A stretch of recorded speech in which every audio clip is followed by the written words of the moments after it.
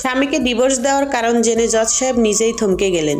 কি সেই কারণ জানতে হলে পুরো ভিডিওটি দেখতে হবে। আজ 17 নভেম্বর আদালতের এজলাসে এক অদ্ভুত মামলা উঠেছে। এক নারী বয়স 50 সুই সুই হঠাৎ করে জানিয়ে দিলেন তিনি আর সংসার করতে চান না। তিনি চুপচাপ নিজের মতো বাঁচতে চান, সব সম্পর্ক থেকে নিঃশর্ত মুক্তি চান। কিন্তু বিপরীতে তার স্বামী এই বিচ্ছেদ কিছুতেই মেনে নিতে পারছেন না। তার যুক্তি, মেয়ে বড় হয়েছে, সংসার অনেকটাই ঘুষেছে, এখন সময় শুধু দুজন মিলে একসাথে কাটানো। তবু অনুপমা মানে সেই নারীর নাম তার নিজের মতো করে বাঁচতে চাওয়ার সিদ্ধান্তে অটল থাকলো। শঙ্খনীল আর অনুপমা এই দম্পতির গল্প অনেকেই জানে। সমাজে তারা সুখী দম্পতির উদাহরণ হিসেবে পরিচিত। 25 বছরের সংসার তাদের একটি মেয়ে, সব মিলিয়ে বাইরের চোখে নিখুঁত পরিবার। অথচ আজ অনুপমা দাঁড়িয়ে আছেন বিচ্ছেদের জন্য কোর্টের রায় চেয়ে। বিচারক প্রশ্ন করলেন, আপনার স্বামী কি অন্য কোনো সম্পর্কে জড়িত? অনুপমার হাসি মিশ্রিত উত্তর, আজও ওর জীবনে আমি ছাড়া কেউ নেই, আমিই ওর সবচেয়ে প্রিয়। তাহলে কি কোনো নির্যাতন, গায়ে হাত তোলে? না, ওরকম কিছু না। আমি নিজেও আয় করি, একজন কর্মজীবী নারী। আমার উপরে অত্যাচার করার সাহস হয়তো ওর হতো না,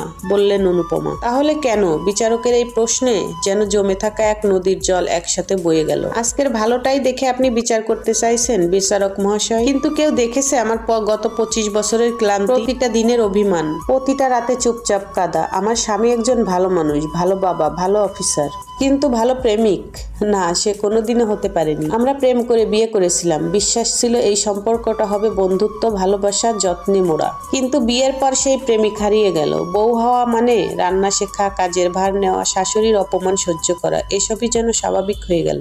আমি তখনও আয় করতাম, তবু সংসারের প্রতিটি দায়িত্ব নিজের কাঁধে নিয়েছিলাম এই আশায় প্রেম ফিরে পাবো। কিন্তু তেমন কিছুই হলো না। শাশুড়ির গঞ্জনা, শারীরিক কষ্ট, অফিসার ঘরের চাপ, সবকিছুর মাঝেও আমি চাইতাম আমার স্বামী একটিবার পাশে এসে বলুক, চলো আজ দুজন মিলে কাজ করি। কিন্তু সে চুপ থেকেছে সবসময়। সন্তান হওয়ার পর শরীরে কিছু বদল এলো, চোখে ঘুমের অভাবে কালি, গায়ে ক্লান্তি। তখন আমি বুঝলাম তার দৃষ্টিতে আমি কেমন যেন অচেনা। অফিসের চটকদার সহকর্মী তার কাছে হয়ে উঠলো বেশি গুরুত্বপূর্ণ। আমি শুধু এক সংসার সামলানো মানুষ, প্রেমিকা নই। একবার নয়, বহুবার বলেছি আমি আবার প্রেম পেতে চাই, তোমার প্রেমিকা হয়ে থাকতে চাই। সে শোনেনি, আমি তবুও থেকেছি, কারণ মেয়েটার মুখের দিকে তাকিয়ে বাবার স্নেহ থেকে তাকে বঞ্চিত করতে চাইনি।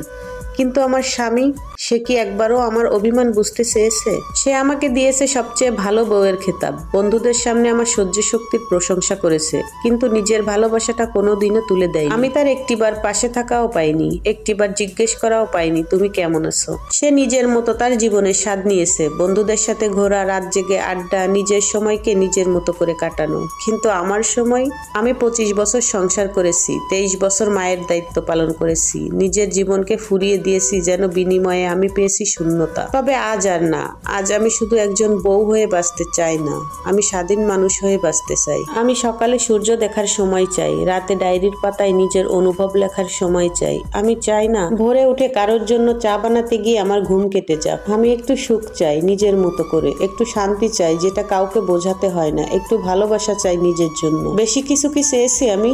নারী হয়ে জন্মেছি বলে যে সারা জীবন দিয়ে যাব আর কিছুই ফিরবে না? মনুষ্য জন্ম পেয়েছি বলেই না এই পৃথিবীর স্বাদ নিতে চাই। তাই আমি নিজেকে মুক্ত করতে চাই, সম্পর্কের মেকি দায় থেকে নয়, জীবনের প্রতি নতুন ভালোবাসার খোঁজে। অনুপমার কথা শুনে পুরো আদালত স্তব্ধ। এমন সৎ, এমন গভীর হৃদয়ের কথা শুনে কিছু বলার থাকে না কারোরই। বিচারকের চোখেও যেন জল।